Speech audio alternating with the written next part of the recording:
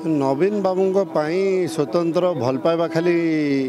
नुआपड़ावासी नहीं सारा ओडिशा नुहे देश सारा नवीन बाबूर गोटे क्रेज रही भल पाइबा रही विशेषकर जिते सी नुआपड़ार उपनिर्वाचन आसुँच गत थर जो मीटिंग को आसी देखी पाखापाखि 25,000 ऊर्ध्व जनसाधारण से एकजुट होते एवं निश्चित रूपे आज देखुं एत टाण खरार हजार हजार संख्यार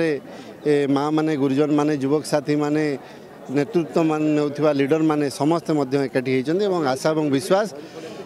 रही नवीन बाबू नेतृत्व ही जहाँ होता डेवलपमेंट होता स्वर्गत राजू बाबू विजु जनता दल जो विधायक होते 3 थर मंत्री होते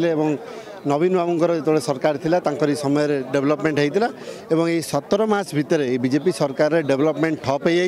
हो मैंने अपेक्षा करके बसचंद जेहेतु आप देखुवे